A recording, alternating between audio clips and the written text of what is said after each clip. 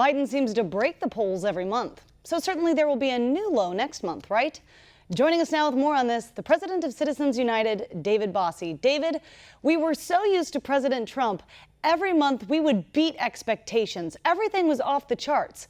Biden's off the charts, but in an absolute reverse way, which is, I guess, what he wanted, right? To do the exact opposite of President Trump. You're exactly right. We as political folks look at polling data and extract quite a bit from it. We always wonder where Joe Biden's ceiling was. And on election day of 2020, it was a fake ceiling. But we don't know where his bottom is. We don't know where his floor is. It just continues to get worse and worse. And as the malaise of his economy sets in, as the American people really feel and continue to feel this economic problem that he has created out of whole cloth. He was handed 1 year ago a healthy, vibrant economy that was on its way back, and he single-handedly has destroyed the American economy. The American people want the Trump America First policies back, and we're going to have to wait till the next election to try to correct some of this. But Joe Biden continues to hand Republicans, victories with every day these policies, continue to be announced and rolled out, and they're doing the opposite of what they should be doing.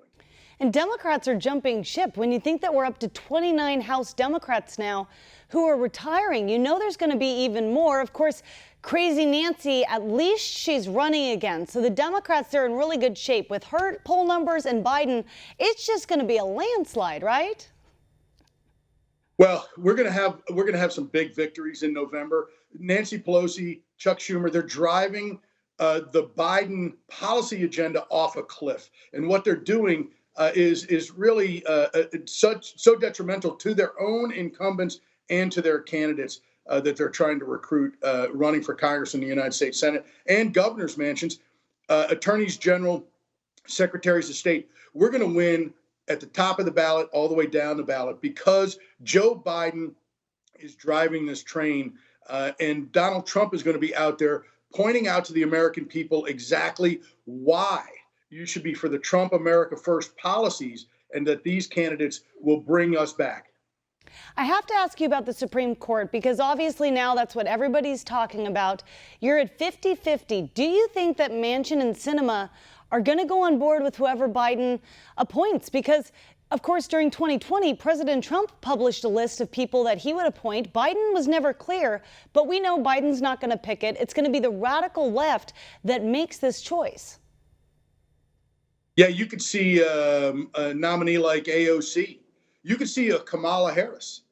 They're going to pick somebody radical, somebody to the fringe left, and that's going to make it very difficult for a Sinema and Manchin to go along with the pick. If I was giving advice to Joe Biden, I would be going to Sinema and Manchin before I announce the candidate, their nominee, and make sure that it passes their test, at least on the initial, because you don't want to announce somebody and get it literally blown up on your announcement day. Do you think you're going to see a Merrick Garland? Everybody said that he was so moderate, and everybody's seen he is a radical.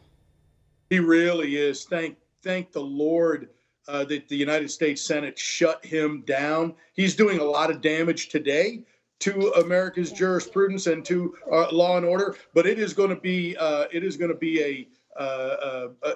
long hearing if it's Merrick Garland. Really, when you think about what our country, with President Trump, that we had 3 Supreme Court justices that he was able to appoint that were confirmed by the Senate, that's really why we're in a good place, or as good a place as we can be right now. Obviously, there have been some decisions that haven't come down the way that everyone would have wanted, or cases that they wouldn't take up.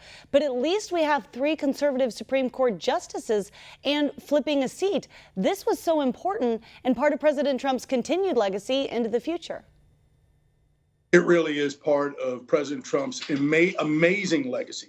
What he did with the United States Supreme Court, what he did with the federal judiciary, right, was an amazing thing. And we're going to see, and hopefully, when we win back the House and potentially the Senate in November, we're gonna really shut down the Biden nominees, and that's going to slow him down from putting his thumbprint on our American judiciary. It's so important. The Republicans need to be as effective of a resistance as the Democrats were. Of course, we're on the right side of it. They were just stonewalling everything. But to get back control of Congress is going to be so huge. The first step really in saving America. David, thank you for the work that you're doing. We're looking forward to seeing you soon because a lot is happening. And people are so excited for the midterms because what's happened to our country in the past year is just, it's not irreparable because there's still time we can save her. We have to continue to fight every single day between now and November, Absolutely. Natalie, and that is so important. We can't take it for granted. We have to fight like we're going to lose. Absolutely, and we're going to win big league. God bless you, David. We'll look forward to seeing you next week.